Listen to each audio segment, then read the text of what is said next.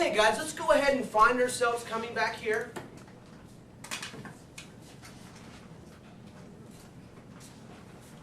Okay, great.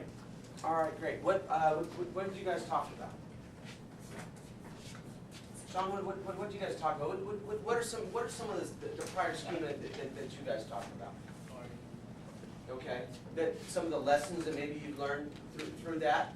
Okay, good. Anybody else? What about some prior schema from this class? Anything? What else besides the system of the equation problem? Okay, polynomials. Okay, good. And we'll always try to pull back from that prior schema. Why? Because it's going to help you picture things. Great. Let's go ahead and recap. I'm going to put on my recap here again. Okay? Put on my recap. And now, with our recap, let's go back over big brain idea number 1. Which one? Big brain idea number 1. Good. And big brain idea number 1 said there is no comprehension without picturing. Okay, good. And we learned we need to be able to, it was like reading the book, right? It was like we need to come up with that vivid picture, okay, for comprehension. If we can see it, we can comprehend it. Okay, great. Now, number 2, big brain idea number 2. Which one? Big brain idea number 2. Okay, and big brain idea number 2 was students make meaning by connecting to existing schema. Good. Students make meaning by connecting to existing schema. And we talked about how important that schema is and pulling back from that prior information. Okay? Great. Now, I'm going to change gears here just a little bit. We're going to move on and we're going to talk about the brain. Okay? And the brain, and more precise, the cerebral cortex of the brain. The cerebral cortex of the brain is actually where long-term memory is stored, which is where we want to get information. We want to get the information into the long-term memory. If it's in short-term memory, it'll only stay there so long before we forget it. So we want to be able to get information into the long-term memory. Okay, and that's stored in the cerebral cortex.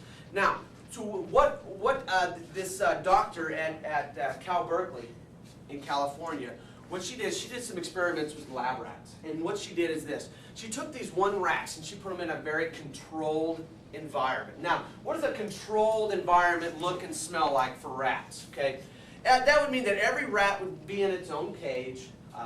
It would get plenty of food and water. I mean, we're not going to starve it or anything. You know, it's going to get plenty of food, plenty of water. It's going to be in its own cage by itself.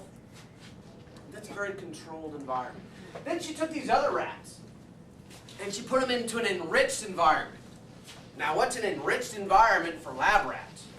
It's like Club Med, I guess, for rats. But they were in the same cages together, so they had the other interaction with the other rats.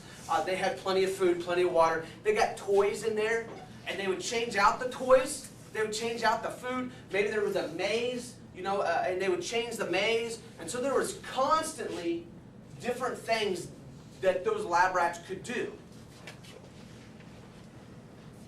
What they found from those lab rats were the lab rats that were in the enriched environment. Their brains were much more dense. Okay? Now, the word dense, what does the word dense mean?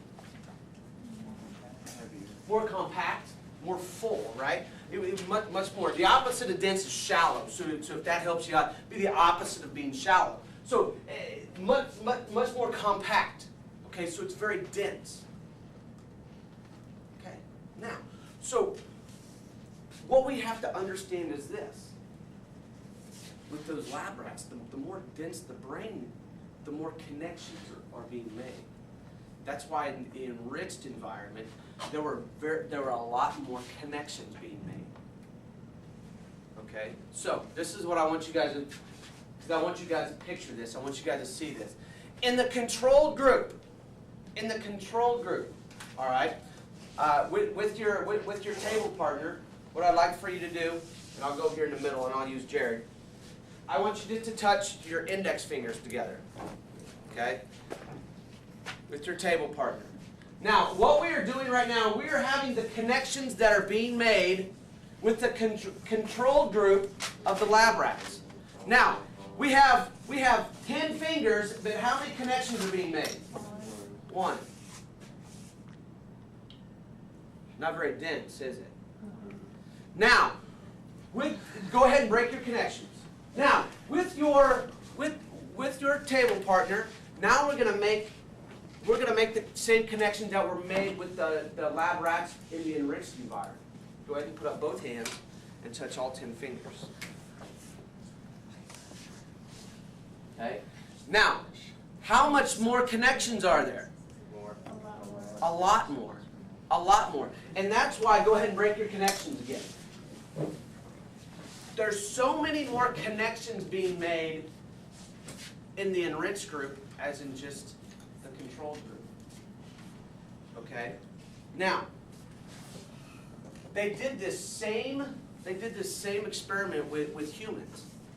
Okay? The same experiment with humans. And what they did is they took the brain of a high school dropout and then the brain of a doctor.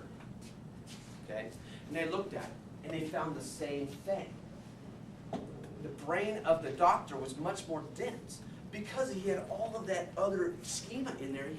Think about all the other situations and all of that knowledge that doctor had taken in as opposed to the high school dropout. And so his brain was much more dense because there were more connections that were being made in that high school doctor. Or I'm sorry, in the doctor as opposed to the high school dropout. Now what I'd like for you to do is turn to your neighbor and say, I'm really dense. Never thought you'd say that. Now, what we're going to do then, we're going to talk about our last big brain idea. We're going to talk about what? Very good. And what our last big brain idea is this. Neurons that fire together, wire together. Say with me. Neurons that fire together, wire together. Very good. And that's how you can feel more smart. This is how the brain works. Okay? Let's go ahead and let's go back and let's recap the 3 big brain ideas. Okay? So I'm going to put on my recap. Okay? Now, our recap. Big brain idea number 1. Which one? Big brain idea number 1. There is No comprehension without picturing, right? And that meant to us, it's like reading a book, right? It was like reading a book, bleachers, and we had to get those pictures into our head, those vivid pictures to help us understand, help us comprehend. Okay? Good. Big brain idea number 2. Which one? Big brain idea number 2. Good. And we said, students make meaning by connecting to existing schema. Good. And that meant, that talked to us about, it was like when we talked about the bilateral accessory naviculars. We didn't understand what that was, and so there was no way we could comprehend it. But when I told you all that was it meant that we had extra bones in our ankles, we understood what that meant. Okay? And finally, big brain idea number 3. Which one? Big brain idea number 3. Neurons that fire together, wire together. Okay? And what we talked about there was those lab rats and that enriched environment. And the more schema that you get, the more information that you get, the more dense your brain will become. And therefore, think about this, the more experiences that you put yourself in, the more schema that you get in the back of your head, the more you can pull from. And the smarter that you will be. The more information that you'll be able to get to. Okay? So the next time that your teacher says, why do I have to learn this? You're thinking, you want to ask your teacher, why do I have to learn this? Put it in there. Put it in there in that schema so you have it. So you can pull from it. The more experiences you have. That's what it's all about. Okay? Now, please turn to your partner and say, I am smart.